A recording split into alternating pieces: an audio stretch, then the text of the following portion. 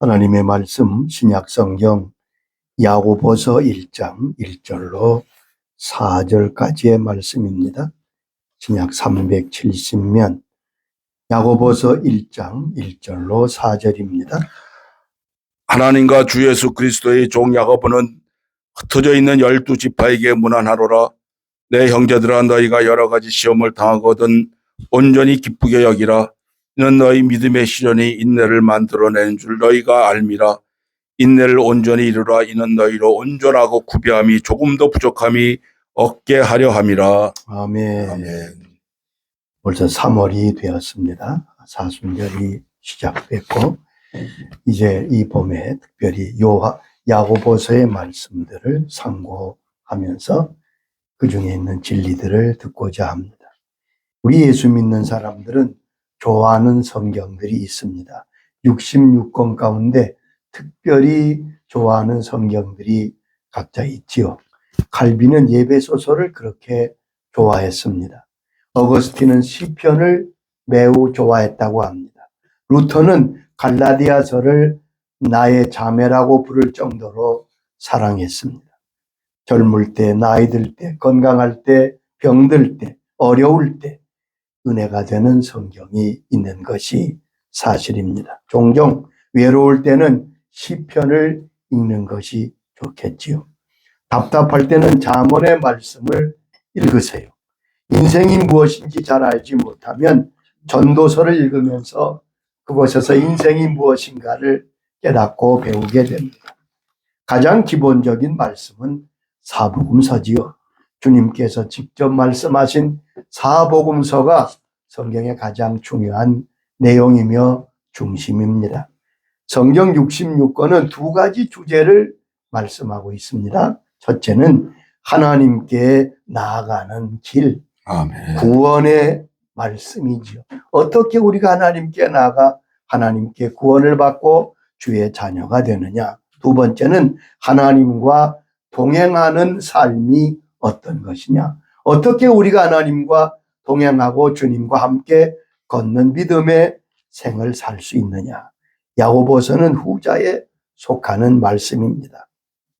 야고보서는 5장으로 되어 있는데 교리적인 책은 아닙니다. 십자가, 부활, 성령에 대해서는 한 절도 나타나지 않습니다. 야고보서는 바른 신앙이 무엇임을 말씀하고 있습니다.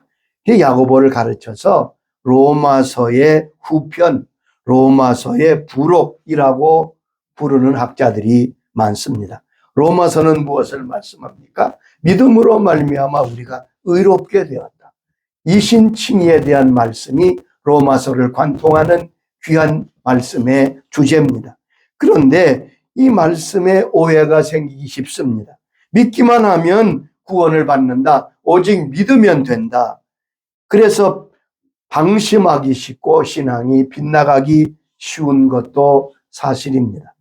그러면 그 믿음이 어떤 믿음이냐? 어떤 믿음이 우리를 구원하는 믿음이겠는가? 그 믿음에 대해서 야고보서가 말씀하고 있는 것입니다.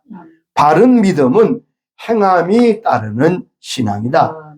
야고보 2장 17절에 이렇게 말씀했지요. 이와 같이 행함이 없는 믿음은 그 자체가 죽은 것이니라. 행함이 없는 믿음은 그 자체가 죽은 것이라. 그래서 야고보서의 주제는 산 믿음과 죽은 믿음입니다. 믿음은 그의 행함과 함께 하나가 돼야 된다는 말씀이 야고보서의 내용입니다. 야고보 2장 20절에 이처럼 말씀했습니다. 아, 허탄한 사람아, 행함이 없는 믿음이 헛것인 줄을 알고자 하느냐. 행함이 없는 믿음은 헛것이라고요. 26절에는 다음과 같이 말씀합니다. 영혼 없는 몸이 죽은 것 같이 행함이 없는 믿음은 죽은 것이니라. 행함이 없는 믿음 마치 영혼 없는 죽은 몸과 같다는 아주 강력하면서도 분명한 이해가 되는 말씀이 야고보서의 말씀입니다. 야고보서를 기록한 사람은 예수님의 동생 야고보입니다. 여러분 신약 성경에 야고보가 3사람 등장하죠. 2사람은 예수님의 제자입니다. 세베대의 아들 야고보, 요한의 형제지요. 알파오의 아들 야고보. 이것도 12제자 중에 한 사람이고 그 한 사람이 예수님의 동생 야고보입니다. 마가복음 6장 3절에 이렇게 기록되어 있습니다. 이 사람이 마리아의 아들 목수가 아니냐? 야고보와 요셉, 유다와 시몬의 형제가 아니냐? 예수님의 동생들을 쭉 나열하면서 첫 번째로 야고보, 요셉, 유다, 그러니까 야고보가 예수님 바로 밑에 동상인 것을 알 수 있습니다. 이 야고보는 예수님이 사역하실 동안에는 예수를 믿지 않았어요. 요한복음 7장 5절에 여기 말씀했습니다. 이는 그 형제들까지도 예수를 믿지 아니함이로라. 이는 그 형제들까지도 예수를 믿지 않았다고 분명히 말씀했는데 부활하신 예수님께서 야고보를 만나 주셨습니다. 그리고 그는 드디어 예수님을 형님이 아니라 구주와 왕으로 영접하게 됩니다. 부활하신 주님을 만난 야고보는 눈물을 흘리며 회개했다고 합니다. 주님께서 어찌 나를 이다지 사랑하십니까? 그때부터 야고보는 예루살렘 교회 기둥으로 감독으로 헌신하게 됩니다. 실제 야고보는 베드로와 함께 초대 예루살렘 교회 가장 큰 기둥과 같은 지도자였음을 알 수 있습니다. 예수님 당시에 역사가였던 유세비우스는 야고보에 대해 이렇게 서술하고 있습니다. 사도들과 함께 주의 형제 야고보는 교회 행정을 이어받았다. 사람들은 야고보를 의인이라 불렀고 성소에 들어감을 허락받은 사람은 야고보뿐이었다. 그는 겸손하고 검소하며 특별히 기도의 사람이었습니다. 백성의 죄를 회개하기 위하여 무릎을 꿇고 기도해서 그의 무릎이 낙타 무릎처럼 되었다는 일이 전해지고 있습니다. 야고보는 지도자와 백성들 앞에서 예수님이 구세주 되심을 증거하고 야고보는 복음을 전하다가 순교하게 됩니다. 아멘. 야고보는 온 생애를 통해 기도했습니다. 또 예루살렘 교회가 율법주의로 치우치기 쉬운 그때에 그것을 막고 믿음을 바로 세운 인물이 바로 야고보입니다.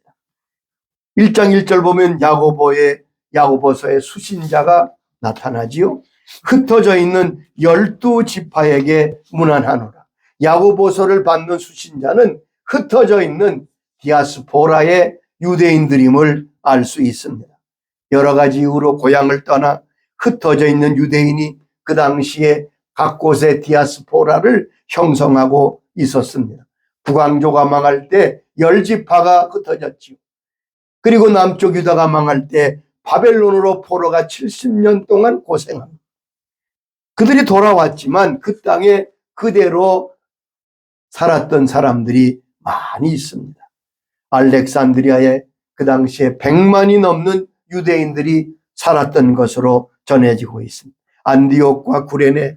그래서 바울은 어디로 가든지 그 디아스포라 회당을 중심해서 하나님의 복음을 전했던 것을 알 수 있습니다. 하나님께서 이렇게 곳곳에 유대인들을 흩으신 것은 복음이 전파되기 위한 하나님의 섭리였던 것을 우리는 알 수 있습니다. 그처럼 우리 한국도 세계 어디 가도 한국인이 없는 지역은 없습니다. 세계 모든 곳에 한국인이 나가 있고 감사하게도 한국인이 있는 곳에는 반드시 먼저 교회를 세우는 것임을 우리가 알 수 있습니다. 자, 우리는 야고보서의 특징을 오늘 몇 가지로 살펴보면서 야고보서가 이런 특징이 있는 말씀이구나. 야고보는 예루살렘 교회 일대 감독으로 모든 교인에게 당당하게 교육하는 높은 영적 권위와 목회적 권위를 가진 분임을 알 수 있습니다. 그래서 여기 말씀 가운데 명령문으로 된 말씀들이 많습니다. 전체 야고보서는 복음서와 유사합니다. 예수님의 말씀을 많이 인용하셨습니다. 자, 바울 서신에는 중요한 교리의 내용이 많이 담겨 있지만 예수님의 말씀을 전하는 내용은 거의 없습니다. 그저 한 절, 주는 자가 받는 자보다 복이 있다. 이 한 절만 예수님의 말씀을 인용했을 뿐입니다. 왜 그렇겠습니까? 바울은 직접 예수님을 뵌 적이 없고 예수님의 가르침을 받아본 적이 없기 때문에 그렇습니다. 이에 비해 야고보는 예수님과 누구보다도 가까운 사람입니다. 예수님과 함께 자라셨습니다. 그래서 누구보다 예수님을 잘 알고 있습니다. 야고보서에는 복음에 비슷한 내용, 복음서에 비슷한 내용이 27번이나 나오는 것을 알 수 있습니다. 서신서의 4분의 1에 해당되는 내용이죠. 산상보원 같은 내용도 많이 있습니다. 이것이 야고보서의 특징이며 매력입니다. 아멘. 또한 야고보서는 참된 믿음과 믿음의 인격을 특별히 강조하여 말씀하십니다. 자, 우리가 야고보서를 통해서 내 참 믿음이 무엇인가 하는 것을 깊이 있게 다루게 될 것입니다. 야고보는 삶의 서신입니다. 실천적인 말씀들이 가득 차 있습니다. 야고보서는 행위에 의한 구원을 선포하는 것이 아닙니다. 구원에 따르는 마땅한 삶을 강조하는 것입니다.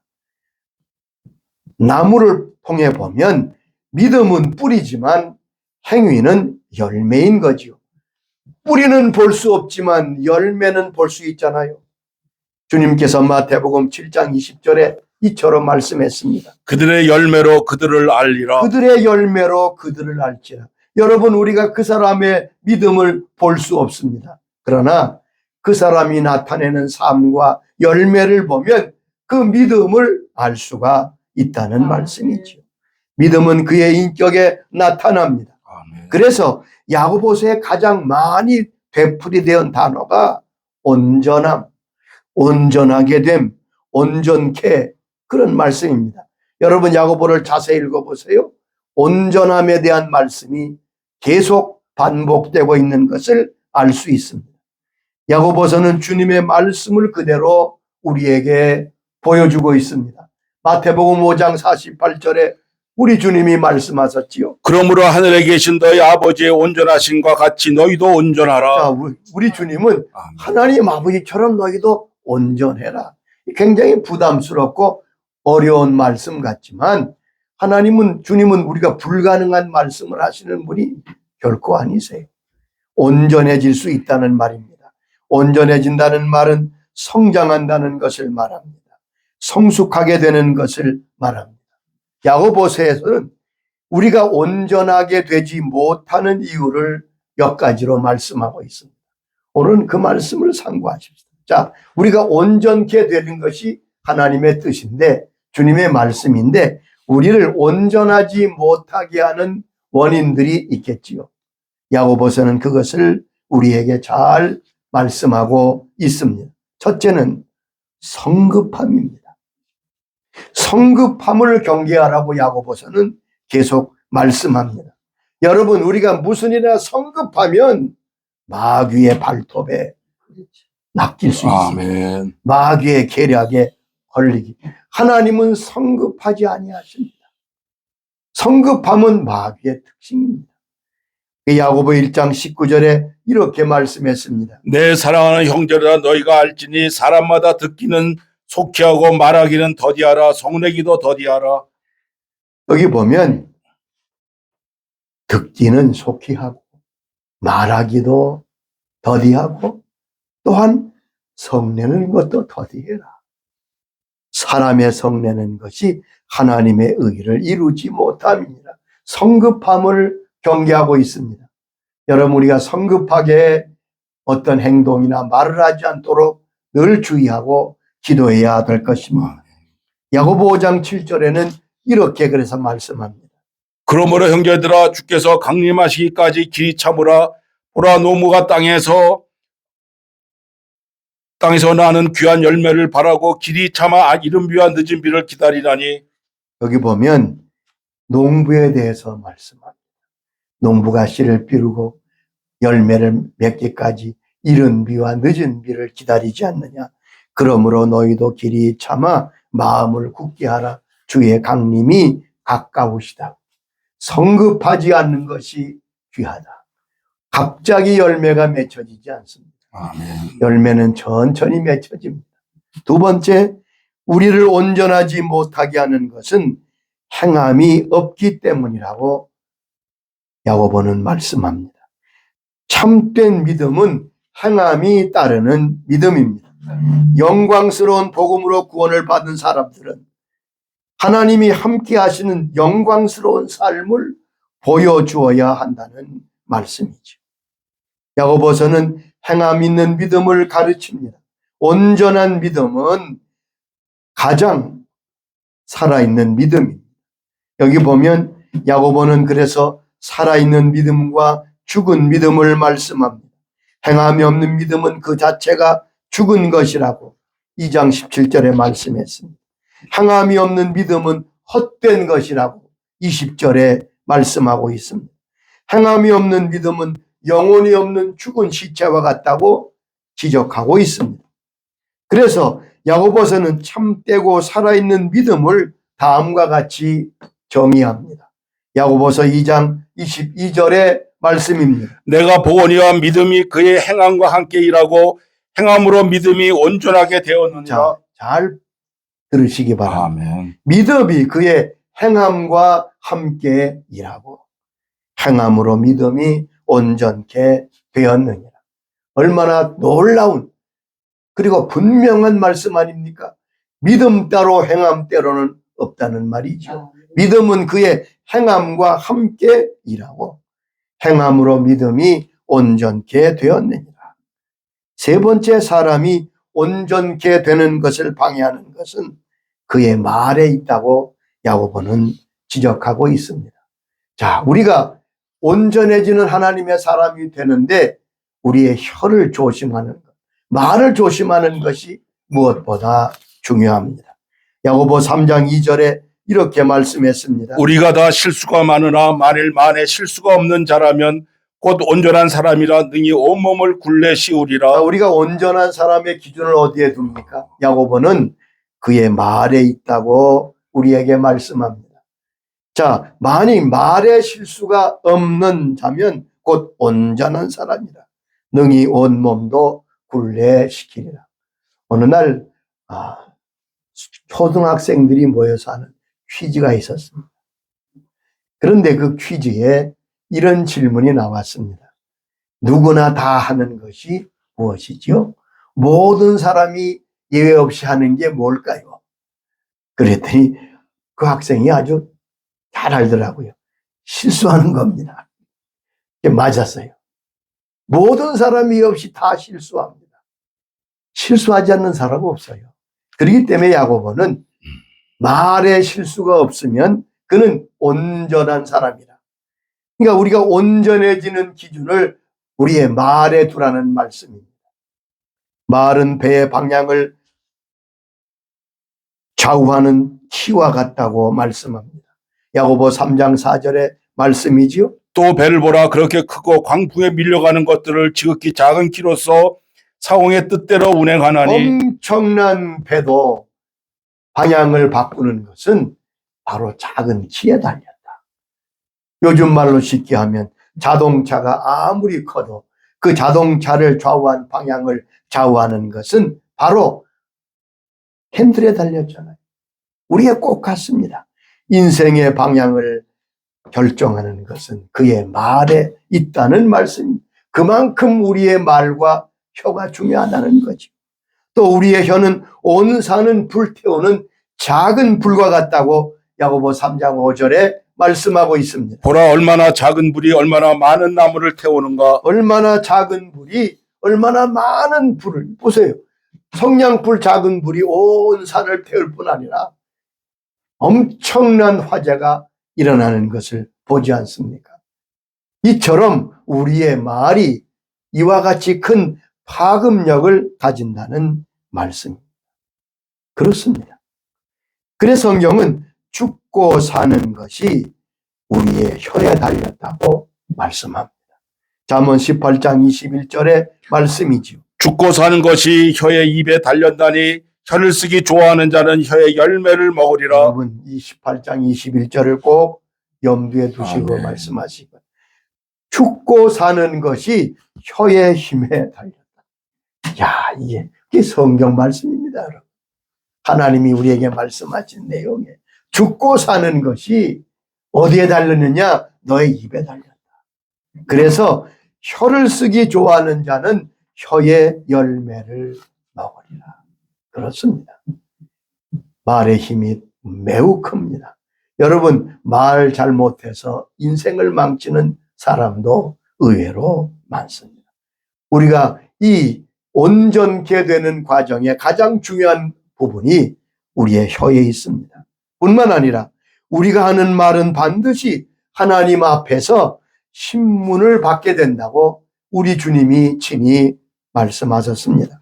마태복음 12장 36절의 말씀입니다. 내가 너에게 이르노니 사람이 무슨 무익한 말을 하든지 심판날에 이에 대하여 신문을 받으리라. 너희가 무슨 무익한 말을 하든지 심판날에 이에 대하여 신문을 받으리라. 이 말씀을 좀 깊이 생각해 봅시다.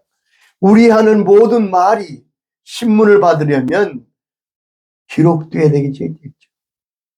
여러분, 사람의 실력으로도 말을 다 녹음합니다. 우리 인간의 기술도 그 사람이 한 말을 다 녹음할 수 있어요.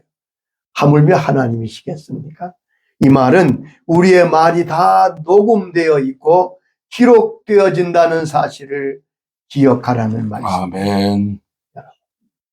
이게 참 유념해야 될 뿐이에요. 어느 목사님이 계셨는데 40년을 아주 참 믿음으로 잘 목회하셨어요. 근데 그 목사님에게는 특이한 게 있는데 언제나 신방하실 때나 교우들을 만나실 때는 작은 까만 책을 하나 꼭 성경과 함께 들고 가셨어요. 신방하거나 모여서 얘기할 때 혹 교우께서 여러 가지 얘기를 합니다. 불평이 있거나 혹 다른 사람을 비평하는 얘기를 하려고 하면 목사님은 늘 그래요. 그렇습니다. 잠깐 기다리십시오. 그리고 노트를 펴고 이제 말씀하십시오. 제가 그 말씀을 다 적겠습니다. 그러면 대개 아닙니다, 목사님. 그럼 말 안 한다는 거예요. 그리고 한평생 그 책에는 한 줄도 기록되지 않았다고 합니다. 여러분, 사람이 내 말을 기록해도 이렇게 두려워하는데 하나님께서 말씀하신 대로 신문을 받으리라. 꼭 기억하실 수 있기를 바랍니다. 아멘. 우리의 말이 결코 잊혀지지 않습니다. 그런데 평생 말하지 않습니까? 그러면 그 정도 말하면 잘 훈련되고 길들여서 염려 없게 되면 좋겠는데 우리의 혀는 결코 길들여지지 않는다고 성경은 말씀합니다. 야고보 3장 7절 8절의 말씀입니다. 여러 종류의 새와 벌레와 바다의 생물은 다 사람이 길들일 수 있고 길들여 왔거니와 혀는 능히 길들일 사람이 없나니 쉬지 않은 악이요 죽이는 독이 가득한 것이라. 여기 보면 모든 종류의 짐승들, 벌레들, 바다의 모든 것 사람이 다 길들입니다. 보세요. 사자도 길들이죠. 길들이지 못하는 게 없어요. 그런데 혀는 능히 길들일 사람이 없나니 이거 기억하셔야 됩니다. 혀는 길들일 사람이 없습니다. 조심하는 길밖에 없습니다. 쉬지 아니하는 악이요 죽이는 독이 가득한 것이다. 혀가 이렇게 무섭다고 야고보서는 특별히 강조하고 있습니다. 그래서 어떤 사람이 복된 사람이냐? 복된 말을 하는 사람이 복된 사람입니다. 아멘. 우리의 혀가 복될 때 그 사람은 복된 사람이 되는 것입니다. 왜요? 그 말한 대로 주께서 들으시고 응답하시기 때문에 그렇습니다. 다윗은 이것을 알았기에 이렇게 하나님을 기도했습니다. 이 다윗의 기도가 저와 여러분의 기도가 될 수 있기를 바랍니다. 시편 19장 14절의 말씀입니다. 나의 반석이시여 나의 구속자이신 여호와여 내 입의 말과 마음의 묵상이 주님 앞에 연락되기를 원하나이다. 내 입의 말과 마음의 묵상이 주께 연락되기를 원합니다. 아멘. 네 번째 우리가 온전하게 되지 못하게 막는 것은 시기와 다툼이라고 성경은 말씀합니다. 야고보서는 특별히 시기와 다툼은 우리를 온전케 하지 못하는 성숙한 인격으로 자라지 못하게 하는 것이라고 우리에게 말씀합니다.